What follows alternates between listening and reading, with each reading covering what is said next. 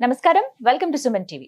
ప్రస్తుతం మనతో పాటు ప్రముఖ జ్యోతిష్యులు, ఆంజనేయ స్వామి ఉపాసకులు బ్రహ్మశ్రీ సిస్ట్లా సిద్ధాంతి గారు ఉన్నారు. వారితో మాట్లాడదాం. గురుగారు నమస్కారం అండి. నమస్కారం అమ్మా.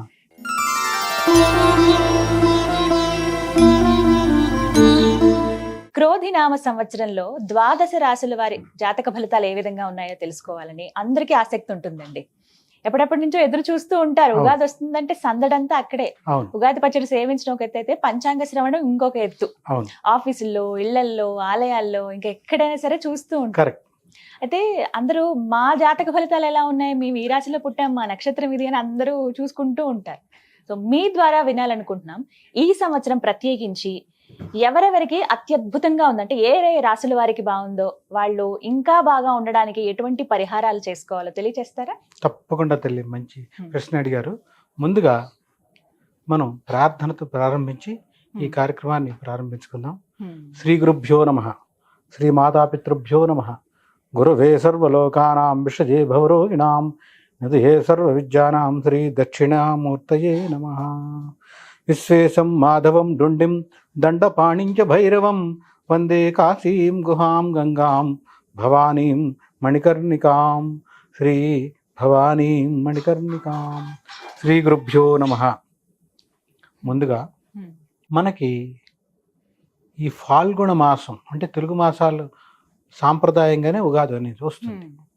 ఫాల్గుణ మాస అమావాస్య సోమవారం 8వ తారీఖుతో అంటే ఏప్రిల్ నెల 8వ తారీఖుతో శోభకృతనామ సంవత్సరం పూర్తయిపోతుంది. ఇక మంగళవారం పాడ్యమి అంటే ఆ రోజునే నూతన సంవత్సరం ఆరంభం. దాన్ని ఉగాది అని పిలుస్తాం, సంవత్సరాది అని కూడా పిలుస్తాం. సంవత్సర ఆది, ఆది అంటే మొదలు, సంవత్సరానికి మొదటి రోజు కాబట్టి సంవత్సరాది అని పిలుస్తాం. అది ఎప్పుడు వచ్చింది? మంగళవారం. వారం మంగళవారం అయింది. అదే సమయంలో ఇక తిథి వచ్చేటప్పటికి పాడ్యమితో ప్రారంభం అవుతుంది. ఈ సంవత్సరాన్ని ఏమని పిలుస్తున్నామంటే శ్రీ క్రోధినామ సంవత్సరం. మనకి గడిచిన సంవత్సరాలు తీసుకుంటే శుభకృతనామ సంవత్సరం, శోభకృతనామ సంవత్సరం, ఇప్పుడు వచ్చేది శ్రీ క్రోధినామ సంవత్సరం. ఇక్కడ పదజాలంలోనే జాగ్రత్తగా ఇచ్చారు చూడండి. మామూలుగా సంవత్సరాలు ఎన్ని అంటే 60 అని చెప్తాం. 60 సంవత్సరాలు మరల తిరిగి అవే పేర్లు వస్తాయి. 60 పూర్తయిన తర్వాత 61వది వచ్చేటప్పటికి మళ్ళీ అదే సంవత్సరం పేరుగా వస్తాయి. ఇది ప్రామాణికం. ఇక్కడ పంచాంగం అంటే ఏంటి? 5 రకాలైన అంగాలు ఉంటాయి మనకి. శరీరానికి అంగం ఎట్లానో దినచర్యలో భాగంగా, దినచర్య అంటే ప్రతిరోజు చేసే పని. ప్రతిరోజు చేసే పనిలో ఈరోజు బాగుందా లేదా ఇవన్నీ అడుగుతారుగా. పండితులు అవ్వచ్చు, పామరులు అవ్వచ్చు. దాదాపు అందరూ పండితులైతే వారు అంతటా వారు చూసుకుంటారు. అదే పామరులు అనుకోండి, ఎవరైనా అడుగుతారు. మనలాంటి వాళ్ళని అడగటం, తెలుసుకునే ప్రయత్నం చేస్తారు. దాంట్లో వచ్చేదే ఇది. ఇది అంటే తిథి, వారం, నక్షత్రం, యోగం, కరణం. దీన్ని పంచాంగం అంటాం.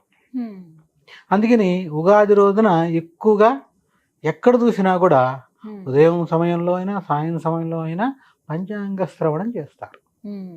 పంచాంగ పఠనాన్ని పఠించడం ద్వారా ఆ యొక్క సిద్ధాంతులు అవ్వచ్చు, వక్తలు అవ్వచ్చు, వినేవాళ్ళందరూ శ్రవణం చేస్తారు. శ్రవణం అంటే వింటాం. ఇది ఆ రోజున చేసే కార్యక్రమం. ఇక ఈ సంవత్సరానికి సంబంధించిన ఫలితం ఒక్కసారి మరి సూక్ష్మంగా పరిశీలిద్దాం. సంవత్సర ఫలం అంటాం కదా, అంటే ఈ సంవత్సరం ఎలా ఉంటుంది, దాన్నే సంవత్సర ఫలం అంటాం. ఇందులో ప్రధానంగా శ్రీ క్రోధినామ సంవత్సరం అంటే క్రోధం అంటేనే కోపం. వాడు చాలా కోపంగా ఉన్నాడు, క్రోధంగా ఉన్నాడు అంటాం కదా. క్రోధం అనే అక్షరానికి మనం నిర్వచనం కోపం అని చెప్పచ్చు. ప్రధానంగా ఈ సంవత్సరానికి వచ్చిన ఆధిపత్యాలు ప్రతి సంవత్సరంలో కూడా ఉగాది రోజు ప్రారంభమై మరల ఉగాది వచ్చే వరకు మధ్యకాలం అంతా ఒక సంవత్సరం కిందే ప్రమాణం.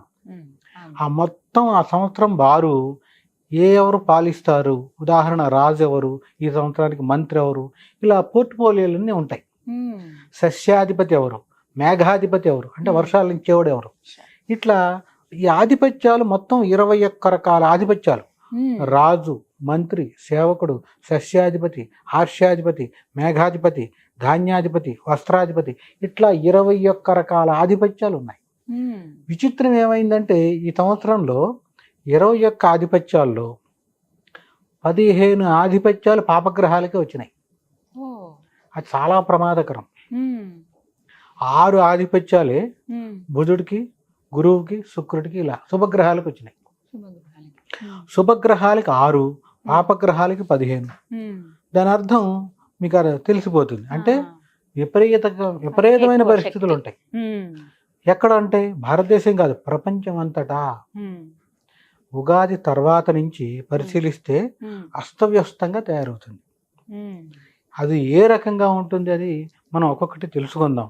ఇందులో ప్రధానంగా పరిశీలిస్తే రాజు ఎవరు? కుజుడు. ఈ సంవత్సరానికి అధిపతి. క్రోధినామ సంవత్సరానికి వచ్చేటప్పటికి రాజుగా కుజుడు అంటే అంగారకుడు. మంత్రి వచ్చి శని, శనేశ్వరుడు మంత్రి. విచిత్రం ఏంటంటే జ్యోతిష్ శాస్త్రంలో చెప్పేది ఏంటంటే వీళ్ళిద్దరూ ఎవరు అంటే కుజశనులు ఇద్దరు కూడా రైవల్స్ అంటాం. ఆ రైవల్స్లో కూడా ఆగర్భ శత్రువులు. రైవల్స్ అంటేనే శత్రువులు. ఇంకా ఆగర్భ శత్రువులు అంటే మామూలు శత్రుత్వం కాదు. పచ్చగడ్డి వేస్తేనే వేయకపోయినా మండుతుందా అన్నట్టు. అంత శత్రుత్వం ఉన్నటువంటి వాళ్ళిద్దరికీ ఆధిపత్యాలు వచ్చినాయి. అసలు పాపగ్రహాలు అందున పాపగ్రహాలతో కూడి మళ్ళీ ఆధిపత్యాలు కూడా అవే వచ్చినాయి. రాజు ఏమో కుజుడు, మంత్రి శని. అంటే రాజు చెప్పిన మాట మంత్రి వింటాడా? ఇప్పుడు మనిద్దరికి మిత్రత్వం ఉందనుకో, మా అండర్స్టాండింగ్ ఉందనుకో, మీరు చెప్పిన పని నేను చేయటమో, నేను చెప్పిన పని మీరు చేయటమో జరుగుతుంది. ఆఫీసుల్లో అయినా అంతే కదా, కార్యాలయాల్లో తీసుకుని అంతే కదా. అది చెప్పిన మాట విన్న వాళ్ళు తీసేస్తారు. ఇక్కడ ఏం జరుగుతోంది? ఆధిపత్యం రాజ్యాధిపత్యం, రాజుగా కుజుడైతే మంత్రి శని. దీని ద్వారా ఏం జరుగుతుంది? ప్రతి స్థానంలో కూడా ప్రధాన స్థానాలు ఉంటాయి కదా, కార్యాలయాల్లో ఒక చైర్మన్ అనండి, ఎండి అనండి, లేదా మంత్రుల్లో కానీ ముఖ్యమంత్రి అనండి, ప్రధానమంత్రి అనండి, దేశాధినేతలు అవ్వచ్చు. వారు చెప్పిన మాట కింద వాళ్ళు వినరు సరిగ్గా. పరస్పర వైరుధ్యంగా ఉంటుంది. మనం చెప్పాము వినట్లేదని ఉంటుంది. ఈయన చెప్పింది కరెక్ట్ కాదేమో అని వీళ్ళకు ఉంటుంది ఆలోచన విధానం. ఎందుకని? ఆధిపత్యాలు శత్రుత్వం కదా. చెప్పిన పని ఇన్ టైంలో ఎప్పుడు జరగదు. ఇది ప్రధానంగా వచ్చేటువంటి మొదటి ఇబ్బంది. ఇక ఇందులో ఉన్న 9 గ్రహాల్లో శుభగ్రహాలని గురు, శుక్రులు, బుధుడు శుభగ్రహాల కింద చెప్తూ ఉంటాం. చంద్రుడితో పాటుగా చంద్రుడు అందును ప్రధానంగా చెప్పేటప్పటికీ శుక్లపక్ష చంద్రుడిని శుభుడిగా చెప్తాం జ్యోతిష్యంలో. కృష్ణపక్ష చంద్రుడు అంటే క్షీణ చంద్రుడు ఉంటాడు కదా, క్షీణ చంద్రుడిని పాపగ్రహంగా చెప్తాం. ఈ శుక్లపక్షం అంటే అసెండింగ్ ఆర్డర్, కింద నుంచి పైకి వెళ్తూ ఉంటాడు చంద్రుడు. సన్న గీతలాగా ప్రారంభమై పౌర్ణమి వచ్చేప్పటికి నిండు చంద్రుడు అయిపోతాడు. అక్కడ ఈ శుక్లపక్ష చంద్రుడు అసెండింగ్ ఆర్డర్లో ఉన్న చంద్రుడిని శుభగ్రహంగా చెప్తాం. డిసెండింగ్ ఆర్డర్ దిగిపోతున్నప్పుడు ఉన్న చంద్రుడిని క్షీణ చంద్రుడిని వచ్చే పాపగ్రహంగా చెప్తాం. అందుకని చంద్రుడు మధ్యముడు.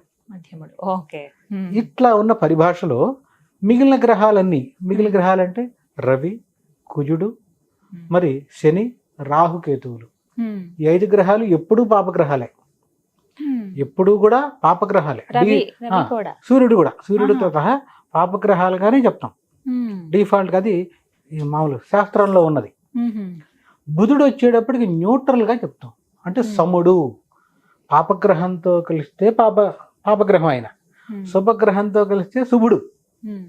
అంటే బుధుడికి వచ్చేటప్పటికి న్యూట్రాలిటీ ఒకటే ఇచ్చారు. ఈ రకంగా తీసుకున్నప్పుడు ఈ సంవత్సరంలో 21 ఆధిపత్యాల్లో 6 ఆధిపత్యాలు శుభగ్రహాలకి, 15 ఆధిపత్యాలు పాపగ్రహాలకు వచ్చినాయి. ఇంకా విచిత్రం చూద్దాం, చూడండి. పాపగ్రహాలు ఎవరో మీకు చెప్పాను 5 అని. రవి, కుజ, శని, రాహుకేతువులు. వీళ్ళల్లో 2 గ్రహాలకి ఇంకా ఎడిషనల్ గా ఉంది. ఈ పాపగ్రహాలు 5లో కూడా 2 గ్రహాలు ఎవరు అంటే కుజుడు, రాహువుకి పాపగ్రహంతో పాటుగా క్రూర గ్రహాలు. క్రూర గ్రహం అంటేనే ఆ మాట అర్థం చేసుకోండి. మృగాల్లో క్రూర మృగం అంటాం. అంటే ఏంటంటే వివేకం, విచక్షణ, విజ్ఞానం 3 ఉండవు. సింహం ఉందనుకోండి, ఎవరు కనపడినా చంపేస్తుంది. అంటే విచక్షణ ఏమి ఉండదు. మరి అదే ఇటు వచ్చేటప్పటికి లేడీగానే ఎవరిని చంపవుగా. తారతమ్యం మనకు కనపడుతోంది కదా. అంటే వివేకం, విచక్షణ, విజ్ఞానం కూడా కోల్పోయిన వాడినే క్రూరుడు అంటాం. అలాంటి క్రూర గ్రహాలు పాపగ్రహంతో పాటు క్రూర గ్రహం ఎవరయ్యా అంటే కుజుడు. అత్యంత ప్రమాదం. తర్వాత అలాంటి ప్రాపర్టీ ధర్మం ఉన్నవాళ్ళు ఇంకోళ్ళు ఎవరు అంటే రాహు. అందుకని రాహు దాన్ని ఏమని చెప్తామంటే వాహనస్థాన రాహు అత్యంత ప్రమాదం. ముక్కలు ముక్కలుగా అంటే వాహనం కింద పడి చచ్చిపోతారు. క్రూరగ్రహం పాపగ్రహంతో పాటు అంటే విచక్షణ ఏమి ఉండదు. ఆ దోషం ఎందుకు వస్తుందంటే పెద్ద గోలది. ఇప్పుడు ఈ సందర్భంలో చెప్పలేం కదా. ఇప్పుడు మనం ఇటు వచ్చేటప్పటికి రాజు క్రూరగ్రహం అయినటువంటి పాపగ్రహం అయినటువంటి కుజుడికి రావటం ద్వారా ఈ సంవత్సరం మొత్తం ఫలితాలు తీసుకుంటే దేశం మొత్తం, రాష్ట్రం, గ్రామం దగ్గర నుంచి మొదలు పెడితే గ్రామం, పట్టణం, నగరం, ఇట్లా వరుసగా రాష్ట్రం, దేశం, ప్రపంచం ఎక్కడ చూసినా కూడా ఏదో రకంగా అలజడి ఉంటూనే ఉంటుంది. అంటే సంతృప్తి అనేది ఉండదు ఎవరికి. అలజడి, గోల ఇదొకటే కాకుండా కుజుడు ఆధిపత్యం రావడం ద్వారా విపరీతంగా ఏం జరుగుతాయంటే భూ సంబంధ తగాదాలు ఎక్కువ ఉంటాయి. భూమి మీదేనండి, న్యాయంగా ధర్మంగా మీదే భూమి. బయట వ్యక్తి వచ్చి ఆక్రమించేసి ఇది నాదే అనేస్తాడు. చూడండి ఎంత ప్రమాదకరం. అంటే భూ సంబంధ గొడవలు ఎక్కువ ఉంటాయి. ఇవే కాకుండా ఇంకా చెప్పాలి అంటే ఇక్కడ ప్రధానంగా మనం పరిశీలిస్తే ఆస్తి తగాదాలు, తోబుట్టువుల మధ్య ఆస్తి తగాదాలు అవి ఏ స్థాయికి వెళ్తాయంటే ఎప్పుడు మనం చూడనివి. అవి దాదాపు హత్యల వరకు వెళ్ళిపోతాయి. అత్యంత ప్రమాదం. అంటే భూ సంబంధ హత్యలు. ఉదాహరణ, ఈ సంవత్సరం ఇన్ని హత్యలు జరిగినాయి అంటే అందులో జరిగినవి 100 అనుకుంటే 100లో సగం ఇవే ఉంటాయి భూమి సంబంధంగా. ఇవి కాకుండా స్థిరాస్తికి సంబంధించినటువంటి ఇబ్బందులు, అంటే ఆక్రమించేసుకోవడం, అన్యాయం, అధర్మం, అవినీతి చేసే వాళ్ళకి శైర వ్యవహారం చేస్తారు. దోపిడీ దొంగలు పగలే వస్తారు, రాత్రిళ్ళు కాదు. అంటే ఈ రకంగా ఏం జరుగుతుంది అంటే దొంగతనాలు ఎక్కువ అవుతాయి. ఇంకా చెప్పాలంటే బంగారం దొంగతనం ఎక్కువ జరుగుతుంది. సువర్ణాన్ని అపహరించే వాళ్ళు ఎక్కువైపోతారు. విచక్షణ ఏమి ఉండదు, పగలపూట కూడా దొంగతనాలు జరుగుతాయి. ఆ రకంగా అన్ని రకాల ఇబ్బందులు ఉంటాయి. ఇవి వచ్చేటప్పటికి వ్యక్తిగతం. మనకి స్థలం అంటే వ్యక్తిగతమే కదా, ఎవరికి సంబంధించిన వాళ్ళ ఆస్తులు, స్థిరాస్తికి సంబంధించిన ఇబ్బందులు, తర్వాత బంగారానికి సంబంధించిన ఇబ్బందులు, ఇవన్నీ వ్యక్తిగతంగా వస్తాయి. ఇక దేశ కాలమానాన్ని పరిశీలించామనుకోండి, ఇక్కడ ఏం జరుగుతుంది అంటే దేశానికి సరిహద్దు దేశాలు దాదాపుగా యుద్ధం చేస్తున్నట్టే ఉంటాయి. అంటే ఒక్కొక్కసారి యుద్ధం వరకు కూడా వెళ్ళే ప్రయాణం, అంటే ఆ స్థితి కనబడుతుంది మనకి.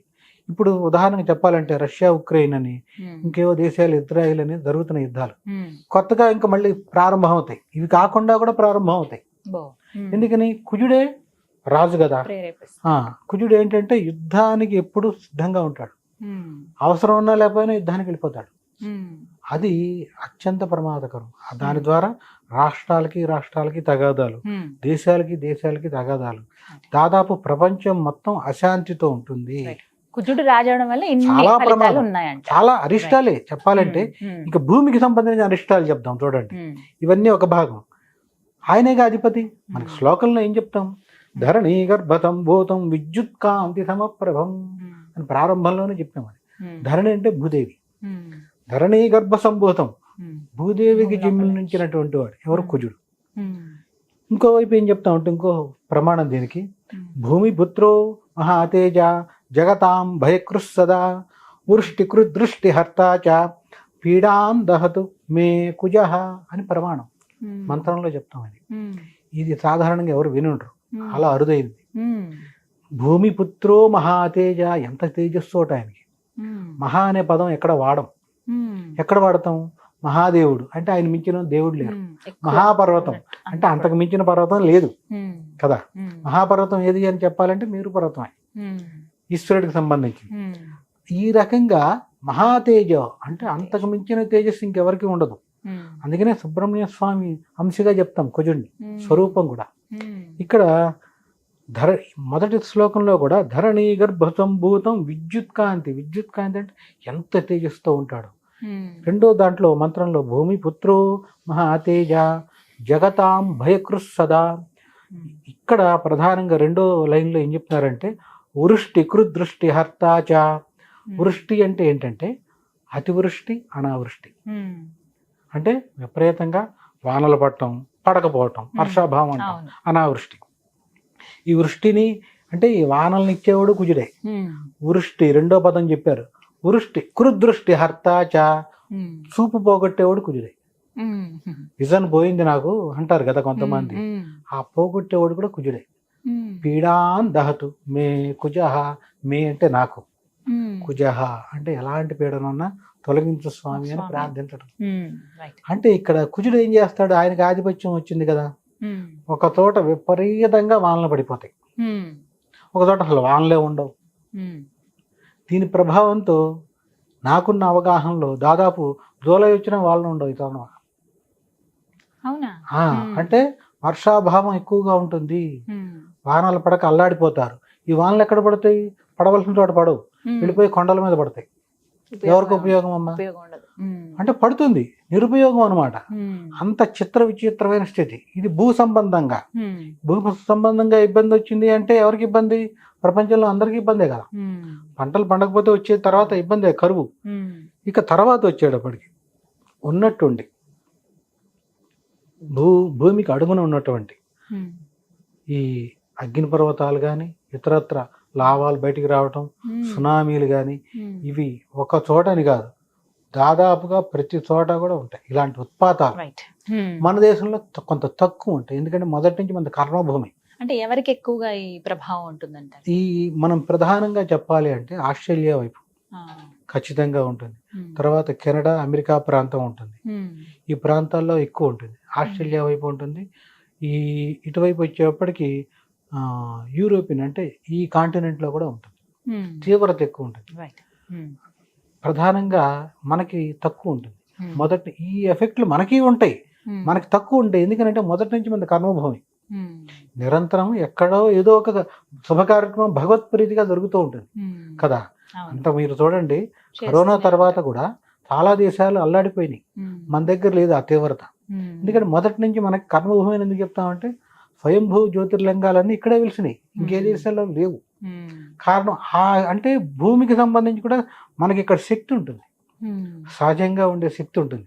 అది ఉన్నా కూడా అందరూ ప్రత్యేకంగా చేయవలసిన పని ఏంటంటే, ఈ యొక్క ఉపద్రవం దేశానికి రాకూడదు, రాష్ట్రానికి రాకూడదు, నగరానికి అద్దాడితే నగరం, పట్టణం, మన గ్రామం, మన ఇంట్లో కూడా వస్తుంది ఇబ్బంది అనేది. ఎప్పుడైనా అంతే కదా, ఏ ఇబ్బంది అయినా.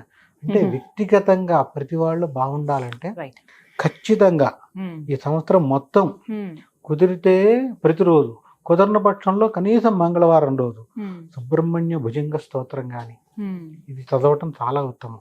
సుబ్రహ్మణ్య భుజంగ స్తోత్రం లేదా ఈ సుబ్రహ్మణ్య కరావలంబ స్తోత్రం కుజుడి ప్రీతిగా చేయడం అనేది అత్యంత అవసరం. చేస్తే వాళ్ళ కుటుంబం వరకు ఎవరు చేసుకుంటే వాళ్ళకి బాగుంటుంది. ఇలా కాదు, అలా చేసుకోవడం ద్వారా చాలా మంచిది. కుజుడికి కాస్త మనం శాంతి చేసిన వాళ్ళం ఉంటాం. విపరీతమైన క్రోధినామ సంవత్సరం కదా, ఆయన కోపాన్ని మనం చల్లార్చిన వాళ్ళం ఉంటాం. ఇది దేశ కాలమాన పరిస్థితులు ఎక్కడ చూసుకున్నా కూడా దాదాపుగా ఇదే. భూమికి సంబంధించి వానలు పడవు, అతివృష్టి అనావృష్టి. ఇటువైపు వచ్చేప్పుడు ఇందాక తెలియపరిచినట్టు దోపిడీలు, హత్యలు, మానభంగాలు, దొంగిలించటం, దాదాపు భూమి సంబంధమైన తగాదాలు, ఇతరత్ర దేశంలో రాష్ట్రాల్లో అశాంతి, ఏదో ఒక అశాంతి ఉంటుంది. ఇది మొత్తం మీద పరిశీలిస్తే మనకి దాదాపుగా ప్రజల్లో కానీ ఎక్కడ చూసినా కూడా కొంత అలజడితో పాటు ఖర్చు కూడా పెరిగిపోతుంది. పంటల్లో తీసుకుంటే మటుకు కుజుడు ఆధిపత్యం వచ్చింది కాబట్టి ఎర్ర భూములు అంటే ఎర్రనేగడ భూములు అంటారు, ఎర్ర భూములు అంటారు, రెడ్ సాయిల్, బ్లాక్ సాయిల్ అని ఉంటాయి కదా. ఎర్ర భూముల్లో పంటలు బాగా పండుతాయి. బ్లాక్ సాయిల్ కంటే రెడ్ సాయిల్లో భూముల్లో పంట ఈల్డింగ్, దిగుబడి అంటాం కదా, దిగుబడి చాలా బాగుంటుంది. ప్రధానంగా వచ్చేప్పుడు కందుల పంటలు కానీ, ఎరుపు ధాన్యాలు కానీ ఇవన్నీ చాలా బాగా పండుతాయి. వాటికి రేటు కూడా బాగా వస్తుంది. వివరించారండి, ధన్యవాదాలు. నమస్కారం. ధన్యవాదాలు.